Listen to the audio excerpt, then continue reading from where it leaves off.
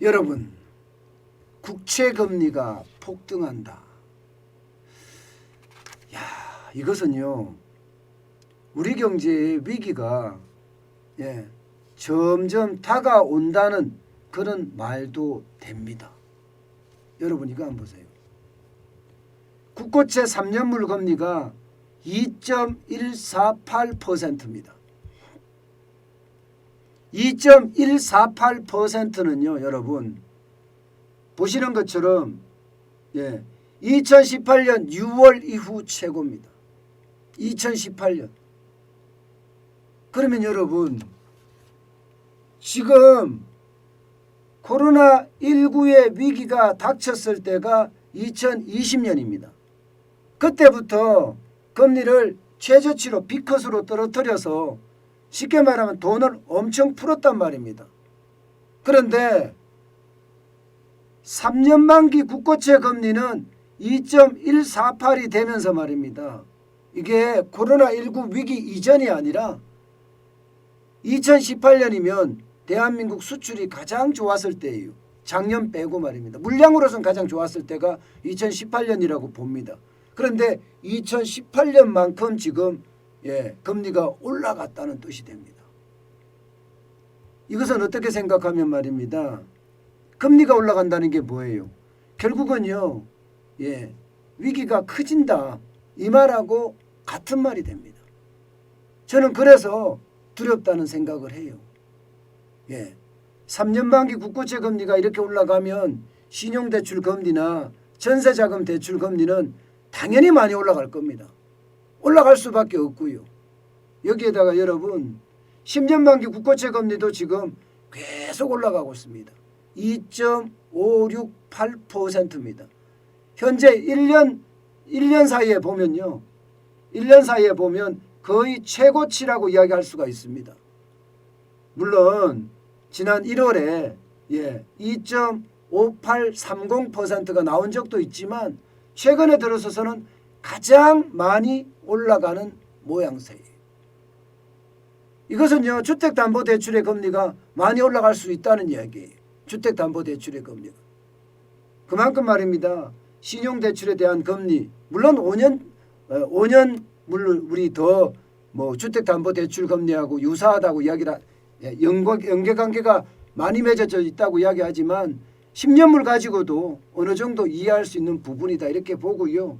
3년물은 지금 계속 올라가는 게 그만큼 우리 경제에도 금리 폭등에 대한 신호를 지금 보내고 있다 이런 얘기입니다.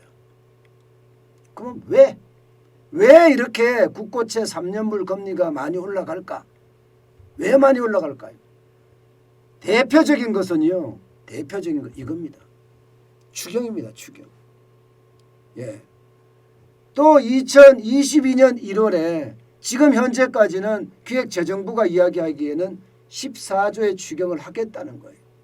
또 시장에 돈을 그만큼 많이 풀겠다는 겁니다. 그런데 14조의 추경을 할 때 말입니다. 적어도 10조 이상을 국채 발행을 해야 됩니다. 적자 국채 발행을 해야 돼. 10조 이상을. 왜냐하면요. 초과 세수가 많이 남아있다고 하더라도 이게 올해 4월이 돼야지 쉽게 말하면 결산이 됩니다. 결산이 되고 나서 그 돈은 쓸 수가 있는 거거든요. 결산이 되기 전에는 못 씁니다. 그러면 정부는 구정에 돈을 뿌리겠다고 생각을 하고 있으니까 아니면 3월 9일 대통령 선거 전에 돈을 뿌리려고 생각하니까 적자 국채라도 발행을 해야 됩니다. 적자 국채를 발행을 하게 되면 어떻습니까? 올해 적자 국채만 하더라도 160조 원이 넘습니다. 그런데 여기에다 10조가 더 증가한다고 생각을 해보세요. 그러면 시장에서는요. 채권 발행 물량이 굉장히 많아집니다. 채권 발행 물량이 많아지면 당연히 말입니다. 채권 가격은 떨어지고요. 채권 금리는 올라갑니다. 왜냐하면 사는 사람 입장에서 보면 공급이 많은 거니까 내가 이자 많이 줄게. 사줘 이렇게 되는 거죠.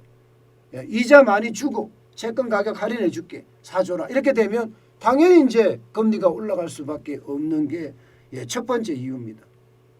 저는 결국 말입니다. 돈 뿌린다 하잖아요. 결국 말입니다. 14조 원의 돈을 뿌리면 금리가 그만큼 올라가서 전 국민이 다 부담해요. 전 국민이. 근데 진짜 웃긴 거는요. 여러분도 알다시피 돈 빌리는 사람은 가난한 사람이에요. 부자들은 돈 빌릴 이유가 없습니다. 그러면 결국은요. 가난한 사람들이 이자를 더 내는 꼴이 되는 겁니다. 이자를 더 내는 꼴. 이게 참 웃긴 게요. 경제라는 게 이렇습니다. 반드시 있잖아요. 반드시 타겟팅한 대로 목표한 대로 되지 않습니다. 지금 추경에서 하면 결국 저소득층의 이자가 더 올라가서 그 돈으로 또 뿌려준다. 자영업자들도 지금 빚이 엄청나잖아요. 예, 지금 작년 9월 말 기준으로 거의 900조 가까이 되거든요. 그러면 여기에 대한 부담도 마찬가지. 자영업자한테 뿌려준다고 하지만 결국 말입니다.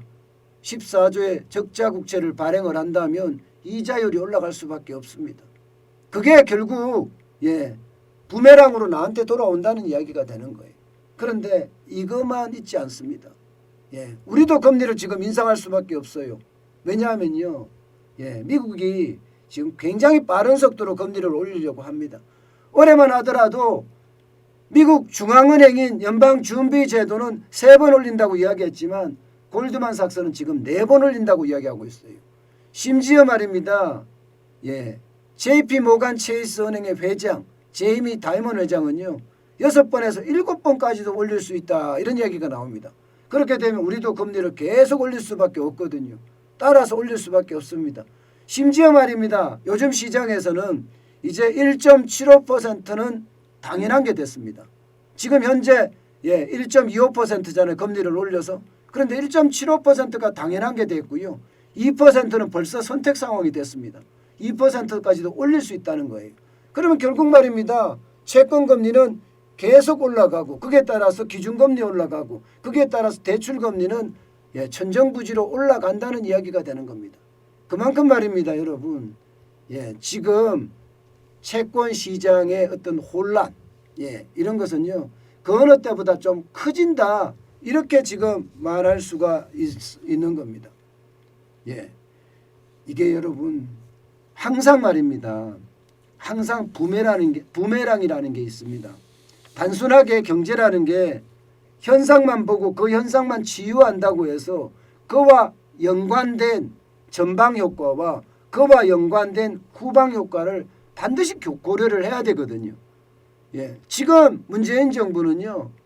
어떤 현상이 벌어지면 전방 효과나 후방 효과 전혀 고려하지 않고요. 현상에 대한 것만 어떻게 해결하려고 하는 그런 모습을 보이거든요. 저는 그 모습이 결국 말입니다. 우리 경제를 최악에 빠뜨릴 수도 있다. 저는 그렇게 생각을 합니다. 특히 말입니다. 여러분. 제가 가장 위험스럽게 보고 있는 것은 정권 교체기예요. 3월 9일 대통령 선거를 하고 나면 5월까지가 지금 사실상 비어 있잖아요. 이 정권 교체기에 굉장히 위험한 일들이 지금 많이 벌어질 모양이거든요. 당장 261조가 넘는 대출 만기 연장이나 이자 상환 유예에 대한 프로그램을 어떻게 할 것인가 결정을 해야 되고요. 미국의 금리 인상이 또 3월부터 시작이 되면 3월, 6월 2번 인상이 된다는 이야기가 있을 정도로 심각하거든요. 여기에다가 양적 긴축은 또 언제부터 시작이 되는지 이런 것들이 몰려있는 게 지금 대출 만기 연장이 끝나고 대통령 임기가 시작되기 전 4월, 5월 여기에 몰려 있습니다. 그렇기 때문에 여러분 4월, 5월, 6월은 그 어느 때보다 충격적인 여파가 있을 수도 있다. 정권 교체기에 항상 위험이 있었거든요. 때문에 이번 정권 교체기는 무사하게 넘어가야 될 텐데 자칫 실기를 하게 되면 그 충격파는요. 금융에 저는 크게 파장을 미칠 수도 있다고 생각을 합니다. 그렇기 때문에 늘 여러분 조심하시고 또 조심해야 된다고 저는 믿고 있습니다.